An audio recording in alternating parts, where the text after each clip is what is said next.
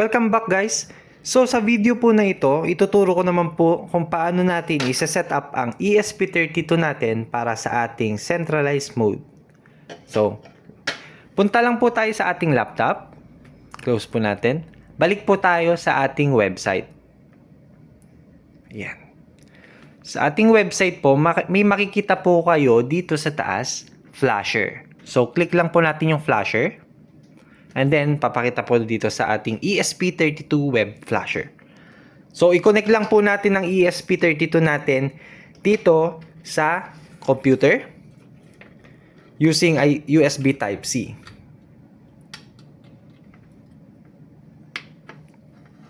After po nun, dapat yung mga drivers po pala ng ESP32 is naka-installed na dito sa ating laptop. After po nun, click po natin yung connect device. And then, hanapin po ninyo yung COM port kung saan yung ESP32 natin. So, click connect. Pag click po natin yung connect, hold po natin yung button, boot button. Ayan. At magpapakita na po yung boot. Pag after nyong ma-hold yung boot button, pag may nagpakita na po na status connected, ibig sabihin okay na po yan. And then, click lang po natin tong full chip erase. And then, flash official firmware. Ayan. Magpa-flash na po yung official firmware natin. Hintayin na lang po natin matapos.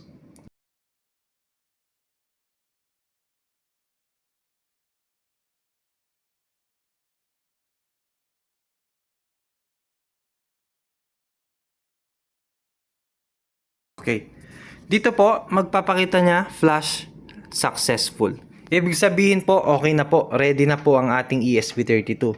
Para po matest natin, disconnect lang po natin ng power. And then, let's connect ulit.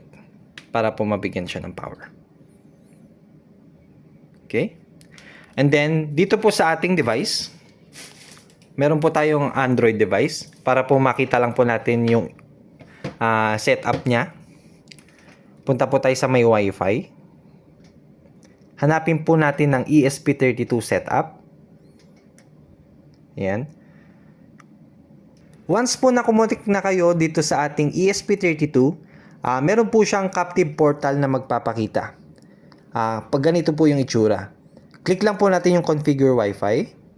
Hanapin po natin yung Wi-Fi kung saan po natin i-connect yung ating ESP32. At i-enter po natin yung password.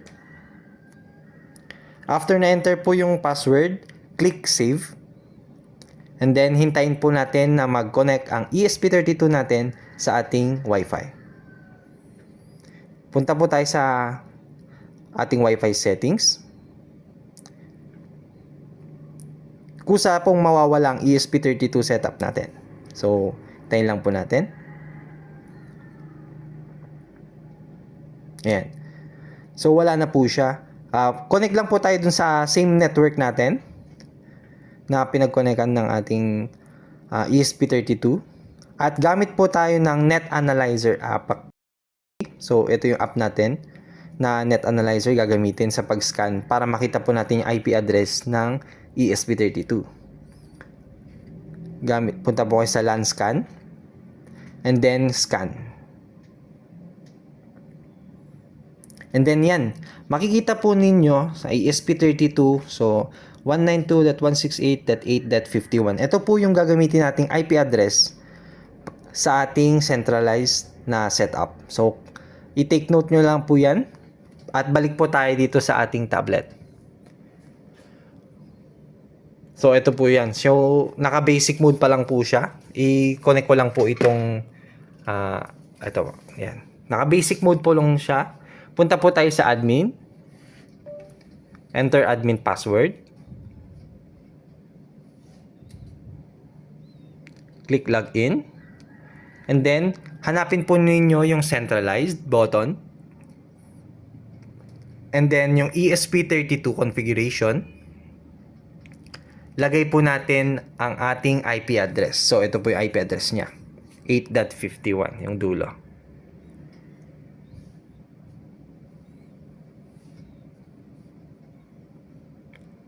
And then sa device ID po, dapat unique po ito sa bawat devices na gagamitin natin. Sa akin po, lagay ko lang device 1. And then click save. After po ninyon, pwede na po tayong bumalik sa ating home. Makikita po ninyo, meron siyang sa taas, insert and account. Insert coin, ito po yung gagamitin natin kapag gusto na po nating mag-insert coin. So, i-connect po natin ang ating Allen coin slot sa ESP32. Yan. Tanggalin ko lang po yung sa may basic mode kasi connected pa siya sa basic mode.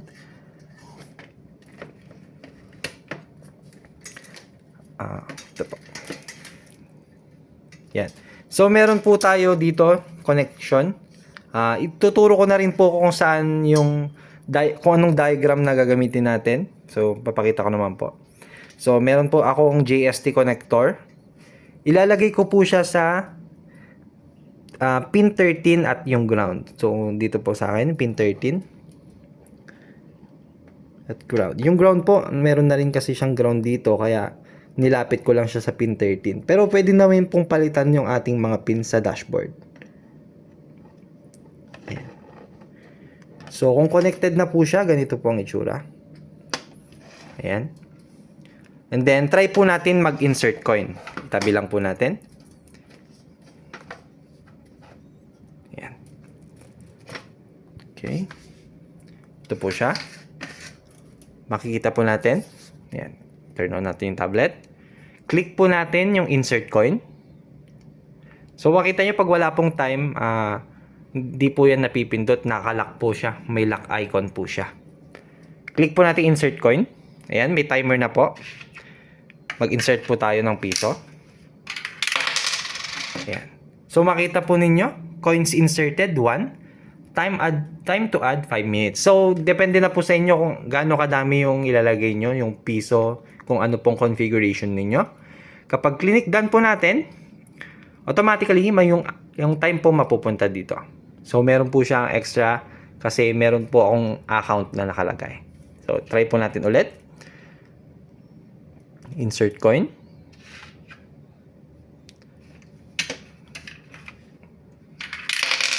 Okay. Ayan. May add 5 minutes. Okay. Yun po siya. Magiging 15 minutes na po siya. Try po natin ulit.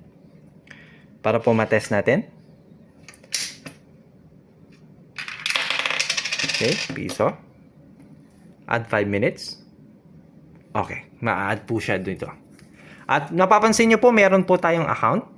Click po natin yung account.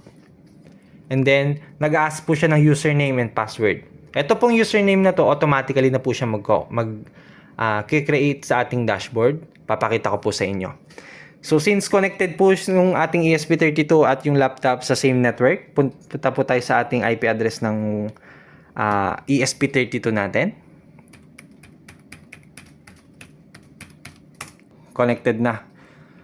Ang admin password po natin, username natin is admin, capital letter yung A.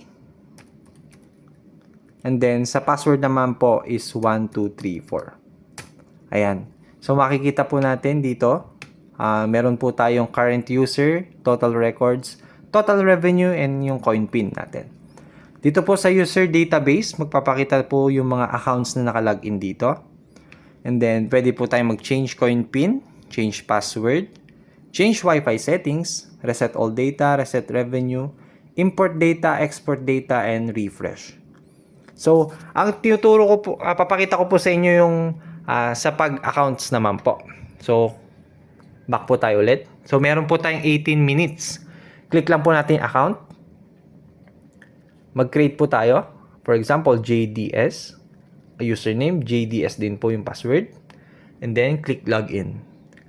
Automatically po, yung account natin is magiging 0. At yung ating time ay masasave po dito sa ating dashboard. So, ito po siya in seconds. 11:09 seconds. Opo. Tapos, dito naman po, kapag gusto po natin i-login ulit ang ating account, click lang po ng account. Type po natin yung password and username. Login. And then, yun. Mako-continue na po yung time na iniwan natin. So, yung account niya po dito ay magiging 0 na ulit. Kasi po, parang ibabalik po yung time dito sa tablet.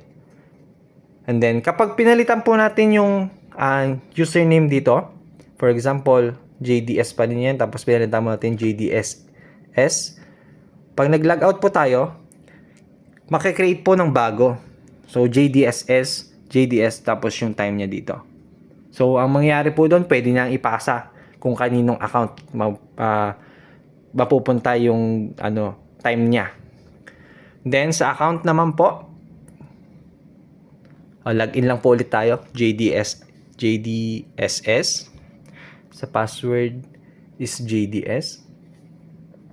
Login. Yun, babalik po ulit talaga.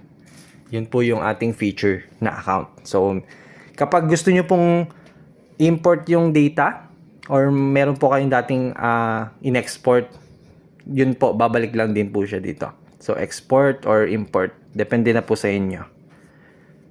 Yung reset revenue, ito po siya. Click lang po natin yan. Click OK. At mare-reset po yung ating total revenue. At marami pa po akong features na i-add sa future. So, kapag meron po kayong mga gustong ipa-add, sabihin lang po ninyo sa akin. At yun lamang po ang aking simple video tungkol sa ating setup ng JDS device rental software. At kapag may mga questions po kayo, feel free to ask po. Message nyo lang po ako sa aking Facebook page or Facebook profile. So, ilalagay ko na rin po sa description yung aking Facebook para po madali nyo ako ma-message. Yun lang po, and have a great day and stay tuned sa mga future updates. Goodbye!